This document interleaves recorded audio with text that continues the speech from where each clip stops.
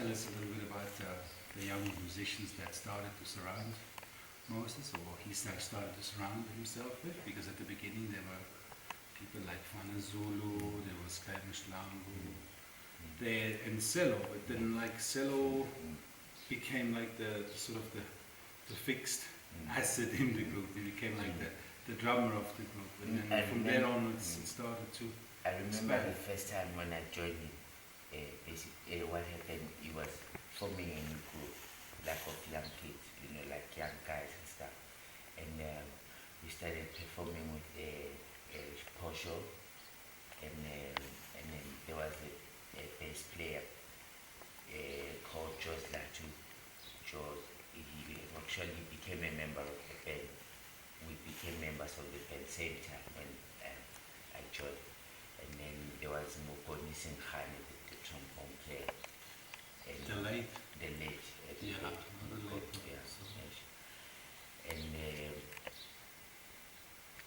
And there was Pasi Matasel as well on percussion.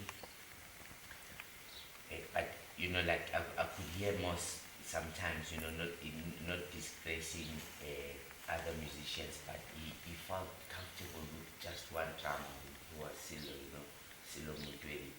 There was something that he was getting from Silo that he couldn't get from, maybe other musicians, not to say they couldn't play, but there's a certain thing that Silo had that could, click with his music.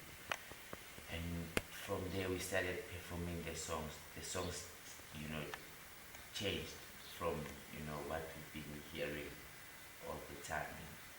It became something, sort of like something is opened up, to let things go, and it was so amazing, since we played with Silo. Everybody was so committed. We never signed any contract with most. He just told us the dates and stuff when the gigs would be happening, and we'd make sure if there was anything that had to come up, during that time, we go for Moses stuff, because the music became our life now. Everything.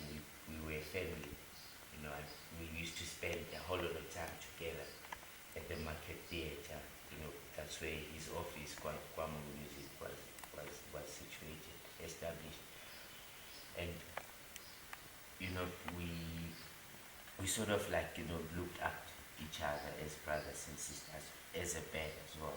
I remember I was in a situation where I was a bit naughty and stuff, and he'd give me some money, but in one day after that I'll go to him and ask him for and stuff like that, and he wouldn't he wouldn't say no or anything. He would give me. So one time, like to see and to actually appreciate it, that he had consent. Why was I doing that? He called me to the house and we started chatting. He asked me what was going on, and I gave him like the reasons why and stuff like that. And that's when I saw the caring side of Moss. Like I used to see it, but like that he really did care. It wasn't only about this is just the bandman that stays there. He had so much love for like the band members.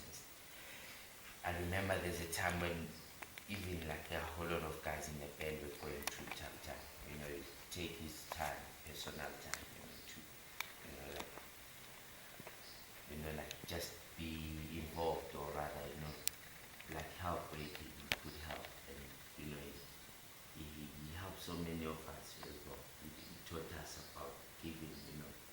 Like he wouldn't drive past. Maybe if he had money and he stopped at the robot and there were people begging for money or food or anything, he used to reach out to them. And started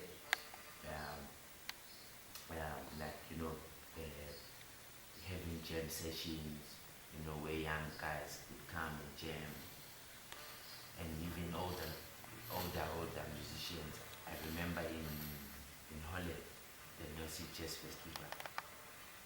Like normally when we went there the first time and when we could take the second time, it was like mainly like the jam sessions will be hosted by the Americans, and some of the South African musicians will be scared to, to go up on stage and perform with the American greats, But I remember Moss was like, he wasn't in that situation, you just go walk up, and I remember there's a time we didn't rehearse, and we had to rehearse a tune because you're supposed to play, and at the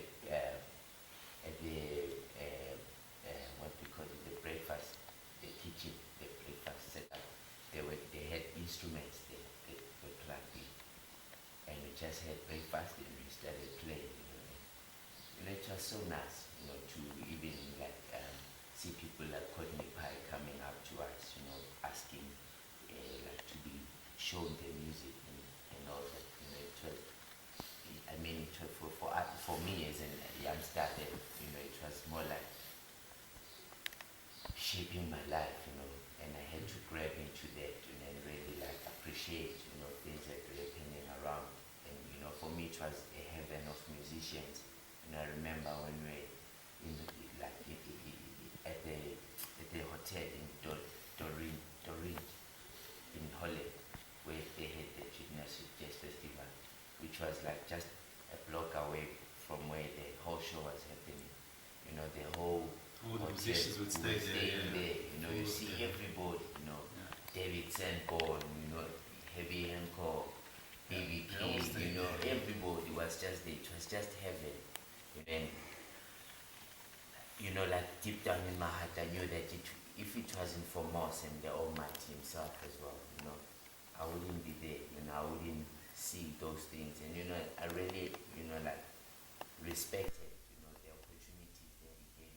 What, like, I was a very young guy, and I wouldn't regard myself that lucky, but it was, it was true hard work as well, because I couldn't just get there. I had to work hard, and with the inspiration that I got, it made things even more interesting, because we were playing music that wasn't, and for me, I've never heard it before. It was something new, Yeah. Have to be part of it is amazing. I wanted to just touch on the subject, because like your whole rhythm structure started to change quite dramatically after the youngsters came in. Yeah. Sorry, all the youngsters. So like with Joe and his bass, the whole thing became sort of much more funky, but it also went into what later we would call Kwaito touch. Yes. And you at some stage you went to Denmark with TKZ. So how was the Kwaito influencing your music, all of you? There was a big change in it was interesting. There's a song that he composed entitled Quiet Jazz.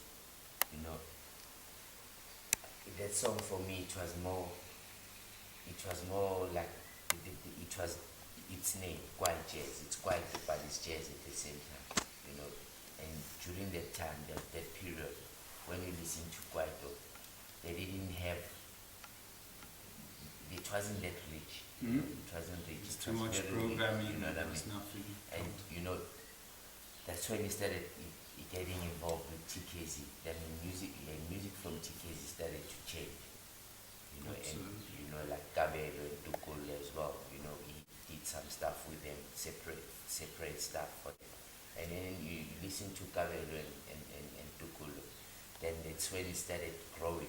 It started having those jazz elements, brass, and all that. I guess it was that time that music developed, and Moss had an influence, in the whole process.